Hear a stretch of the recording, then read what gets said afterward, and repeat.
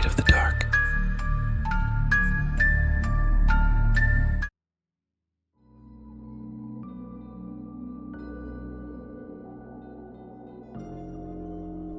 In March 1997, the authorities responsible for policing the UK's Peak District were forced to initiate a high-profile search and rescue operation. Local residents reported seeing an unidentified aircraft hurtle from the skies and impact a remote area of moorland. No survivors or wreckage pertaining to this incident have ever been officially recovered, despite numerous witnesses having observed it taking place. What was the true cause of the Howden Moors incident?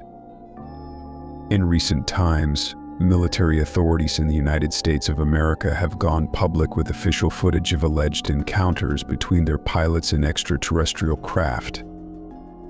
This has generated global interest in such cases, handled via a very firm but polite response that those involved had no knowledge of what they had engaged. On the opposite side of the Atlantic, the United Kingdom's armed forces have continued to adopt a far more guarded approach in relation to such matters. This can be seen in their response to the events at Rendlesham Forest in 1980 and the incident which took place near the Welsh village of Pinturk in February of 2016. Their replies to inquiries from the public and media seemed to initially feign surprise, followed by a somewhat aggressive denial that the incident had ever taken place. And yet, witnesses to purported UFO incidents in the United Kingdom have time and again observed military aircraft and personnel actively involved, conducting ground searches and restricting public access to the scene. This would certainly prove to be the case in the aftermath of a sequence of events which began to unfold on Monday, the 24th March 1997.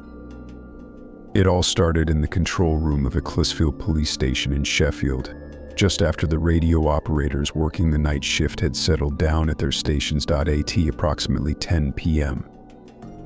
A call was received from an 81-year-old resident wishing to advise the police of a strange incident she had just witnessed. The caller in question explained how she resided in a rural property in Stannington, a small village which was located on the outskirts of Sheffield.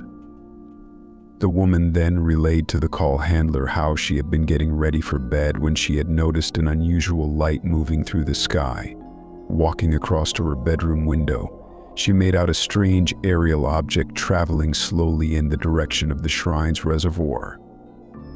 This craft was unlike any plane or helicopter she'd seen before, being cylindrical in shape with no obvious method of propulsion. The object was even more disturbing as it appeared to be a flame, generating a bright orange glow which seemed to flicker and dance across its surface. Having thanked the witness for her call, the operator had duly logged a report with his supervisor, who would evaluate it and then determine the most appropriate response. Perhaps understandably, the initial assessment of the woman's call suggested that it did not warrant police attendance. National radio stations and other media outlets had been informing their listeners and viewers for days know that tonight would be the best time to view an expected cosmic event. This would be one of the few evenings where the weather might allow UK residents a clear and unimpeded view of the Hale-Bopp comet as it passed by close to Earth. 15 minutes later, a further report was logged by another of the duty operators, which then caused the previous assessment to be reviewed. This call had originated from two farmers who were out working in their field, which was situated near the village of Balsa Stone. They were reporting a similar incident, having briefly observed a low-flying aircraft of some description before it had disappeared at speed over the horizon. A short time later, the pair had seen a bright flash from the same direction, followed by what appeared to be several plumes of smoke rising into the sky. When asked to estimate where the smoke was originating from, the witnesses stated that they believed it would be near to a remote patch of moorland known as Marjorie Hill. Their testimony was still in the process of being evaluated when there was a sudden flood of phone calls into the switchboard, all reporting similar information. Amongst these callers were Sharon Aldridge and her friend Joanne, who were camped out by the shrine's reservoir hoping to catch a glimpse of the passing comet. It had been a freezing cold night, the sky completely cloudless, when the pair had suddenly been disturbed by an unexpected and loud buzzing noise. Craning their heads this way and that. They were unable to locate the source of this sound until a large black object had suddenly hurtled through the sky directly above them.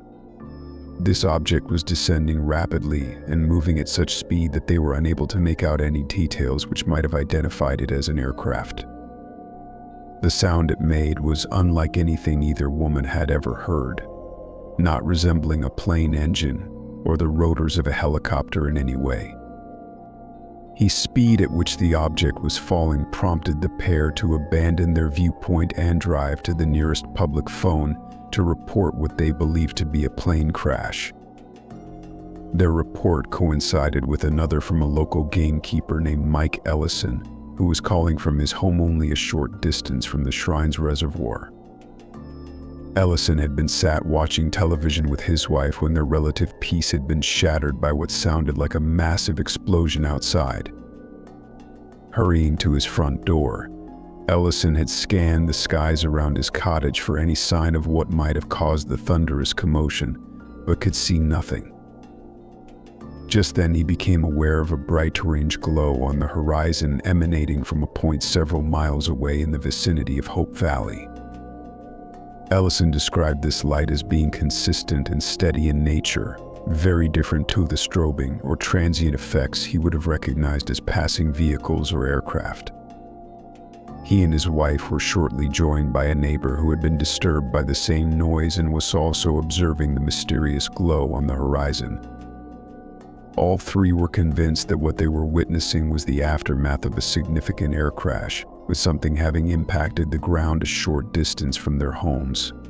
Assessing the volume and similarity of the phone call she was receiving, this hypothesis was shared by the police duty incident manager, Chief Inspector Christine Burberry. By 11 p.m. that evening, Burberry had initiated South Yorkshire Police's formal response in the event of a plane crash within the boundaries of their jurisdiction. Over the next 15 hours, more than 200 personnel from a variety of emergency services and charities would be involved in the search for the downed aircraft. On the ground, police and mountain rescue teams divided themselves up into groups and began to make their way out onto the moors along their agreed search corridors. Behind them, fire brigade personnel and ambulance staff formed up at their designated rally points and prepared to follow in the event that casualties or wreckage were located. Alongside this, queries were raised with local airfields, including the control tower at Manchester Airport, asking for any details regarding the missing plane and who might be aboard. But these inquiries would prove as futile as the physical searches, and with nothing having been found by 2 p.m. the following day, the operation was reluctantly wound down. Any hopes that some degree of clarification might be forthcoming during the coming days, however, would not be realized. Instead, the only evidence that came to light over this period would prove to be as perplexing as the initial incident itself. The extent to which RAF personnel were involved in the Howden Moor search operation continues to remain a subject of debate. According to official records, which were later obtained via a Freedom of Information request, they provided very limited resources in the search. A seeking helicopter based at Turriefleckenfield had been dispatched to support the aerial search, but that was all. Beyond this, the only other time RAF personnel became involved was to satisfy police inquiries in relation to radar evidence. Their official response was that the radar facilities at the nearest airbase, RAF Linton-on-Ouse, were not manned overnight and had therefore not been recording at the time. And yet numerous witnesses who were spoken to by the media in the following days reported seeing a whole host of RAF resources in the vicinity. Several calls logged during the late turn shift prior to the crash being reported referencing an unidentified military helicopter moving in and around the local area. More concerning still, several witnesses insisted that they had seen other RAF aircraft directly involved in the build-up to whatever had taken place on the moors. A driver on the nearby 61 bypass and a local youth team training at a football pitch in Dronfield. All reported seeing 3 fast jets streaking across the sky. Their accounts would be corroborated by a retired Feminal officer named John Brassington, who had been disturbed in his Derbyshire home by the sound of jets. Brassington was able to positively identify the planes as RAF tornadoes, having worked alongside such aircraft in the past, directly undermining the account of his prior employers.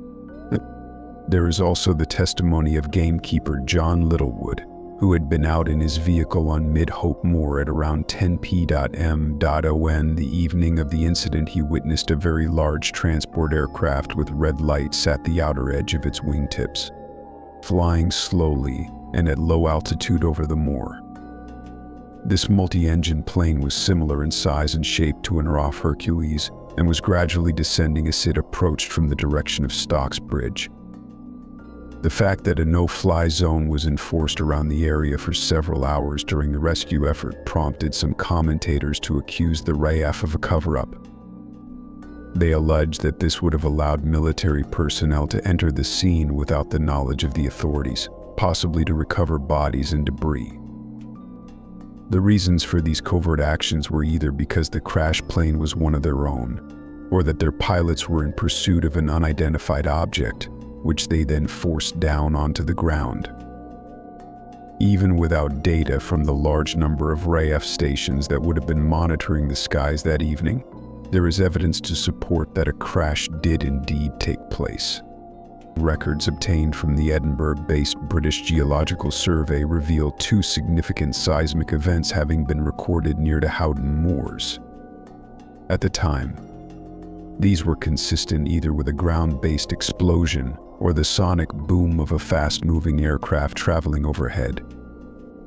This would again seem to suggest that the RAF may have had reasons to deliberately underplay their involvement in the official record of the incident. When reviewing the entirety of the reports logged with the police on the evening of the alleged air crash, the witnesses divide neatly into 2 groups.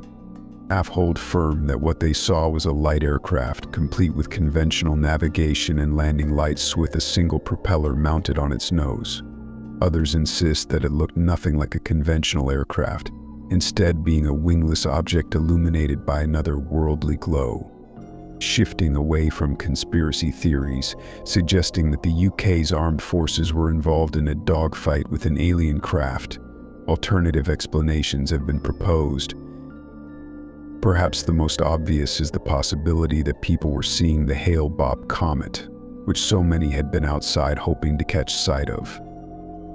Their perceptions might have been skewed by the vastness of a clear nighttime sky, along with the light emanating from nearby industrial estates and later the lights of the search operation. There have also been historic reports of civilian aircraft acting suspiciously over the moors, believed to be linked to criminal gangs operating in nearby Manchester. It is entirely possible that such a flight, consistent with almost half the descriptions offered by witnesses, crashed in the act of dropping or retrieving a consignment of illegal drugs. Such wreckage would not have been immediately obvious to the search teams, as it may have crashed into one of the 13 large reservoirs situated on the moors. There is also the possibility that this mystery plane had ditched in one of the many patches of bogland which dot the local area. Wreckage and even bodies relating to previous air crashes across the region have been lost in this way, sucked deep into the moor's boggy surface.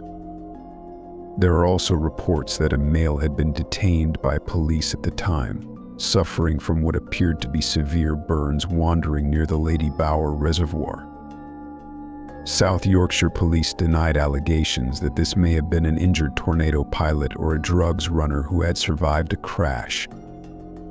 Apparently, a man had driven to the moor, doused himself in petrol in a failed suicide attempt, and subsequently sought medical attention from the authorities. Viewing all the evidence in its entirety, one can't deny how compelling the arguments are that some sort of air crash took place within the Peak District during March of 1997.